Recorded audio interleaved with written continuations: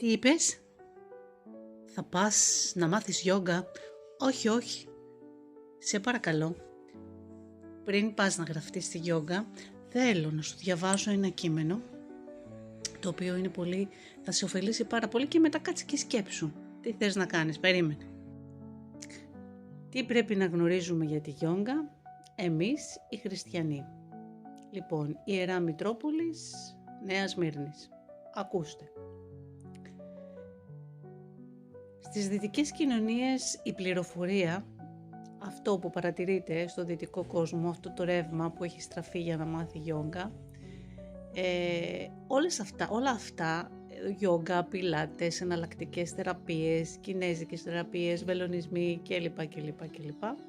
Προέρχονται από χώρες της Νοτιοανατολικής Ασίας, όπως ο Ινδουισμός, ο Βουδισμός, ο Ταοισμός και ο Κομφουκιανισμός.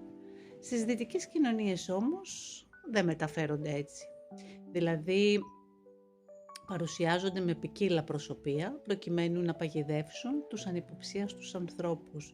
Ένας τέτοιος άνθρωπος ήμουνα και εγώ στο παρελθόν και μάλιστα έχω γράψει την ιστορία μου κάπου σε ένα βιβλίο το οποίο έχει εξαντληθεί. Με τη βοήθεια του Θεού θα ήθελα να το ξαναβγάλω για να μπορέσω να δώσω στον κόσμο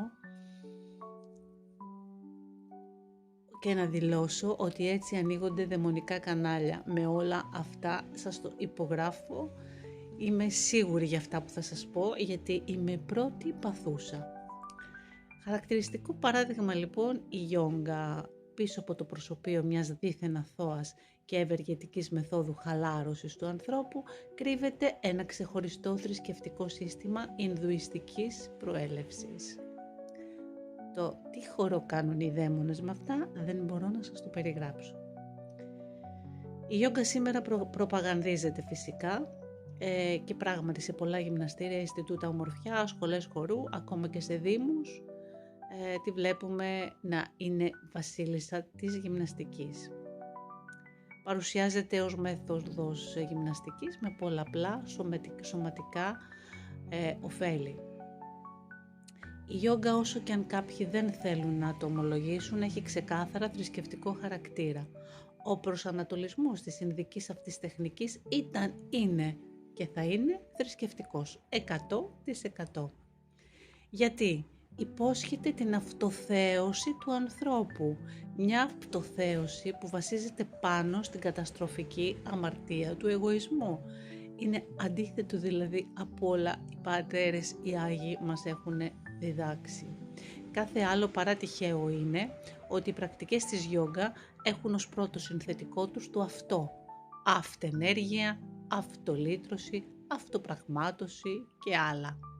Χρησιμοποιεί επίσης ιερά ινδικά κείμενα όπως τις Βέδες, τις Πουράνες κτλ. Ο δάσκαλος γκουρού με τη βοήθεια των κειμένων αυτών επιδιώκει να μίσει εκείνους που ασχολούνται με τη γιόγκα στο να βιώσουν τις θεωρίες για τον νόμο του κάρμα. Το κάρμα καθορίζει τον κύκλο των μετενσαρκώσεων. Ποια μετεσάρκωση? Μας δήλωσε τέτοια πράγματα ο Θεός? Μας είπε ποτέ ότι θα μετασαρκωθείτε? Όχι βέβαια. Κατόπιν αυτό αντιλαμβανόμαστε πως η γιόγκα είναι ένα θρησκευτικό σύστημα με τη δική του θεολογία, ανθρωπολογία και κοσμοθεωρία. Έχει δηλαδή αυτόνομη διδασκαλία για τα βασικά ερωτήματα της ζωής. Τι είναι ο Θεός, τι είναι ο άνθρωπος, τι είναι ο κόσμος. Διδασκαλία όμως αντίθετη με την ορθόδοξη χριστιανική πίστη. Στη χριστιανική πίστη ο Θεός είναι συγκεκριμένη ύπαρξη. Είναι ένας και τριαδικός. Τελεία και παύλα. Τα τρία πρόσωπα είναι Πατέρας, Υιός και το Άγιο Πνεύμα. Έχουν την ίδια δύναμη και κοινή θεία ουσία. Ο Θεός είναι άκτιστος και η δημιουργία του κτιστή. Νομοθέτης της ασκήσεως του χριστιανισμού είναι ο ίδιος ο αρχηγός της πίστεώς μας, ο Χριστός μας. Μορφές πνευματικής. πρακτικής χριστιανικής ασκήσεως δεν είναι η γυμναστική, η ρύθμιση της αναπνοής και ο έλεγχος του σώματος, φυσικά. Ο Χριστός μας διδάσκει νηστεία, προσευχή και μετάνοιες. Αν θέλει κάποιος να γυμναστεί, μπορεί να κάνει επιδαπέδιες μετάνοιες. Είναι πάρα πολύ ωφέλιμες για την ψυχή και το στόμα, και να αφήσουμε τις ιόγγες και τις πιλάτες για άλλες θρησκείες, για ανθρώπους άλλων θρησκειών. Είναι ακόμα η μελέτη της Αγίας Γραφής, η συμμετοχή μας στα μυστήρια της Εκκλησίας και κυρίως εκείνα της εξομολόγησης και της Θείας Ευχαριστίας. Όλα αυτά υπό την καθοδήγηση όχι κάποιου δάσκαλου γκουρού, αλλά του ιερέως πνευματικού μας. Από όσα αναφέρθηκαν γίνεται φανερό ότι η γιόγκα δεν συμβαδίζεται με την ορθόδοξη χριστιανική πίστη. Χριστιανισμός και γιόγκα είναι δύο εντελώς διαφορετικοί δρόμοι, μεταξύ τους υπάρχουν μόνο διαφορές και καμία ομοιότητα. Όσοι υποστηρίζουν το αντίθετο πλανώνται ή σκόπιμα παραπλανούν.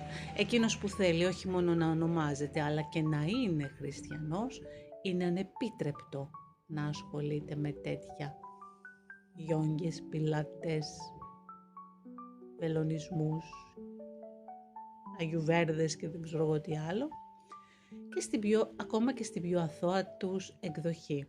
Μόνο μέσα στην Εκκλησία, στην Κιβωτό της σωτηρίας, μπορεί να ζήσει ο άνθρωπος την αληθινή ζωή, λατρεύοντας τον τριαδικό Θεό, επιδιώκοντας με τον πνευματικό του αγώνα και ένωση με τον Κύριό μας.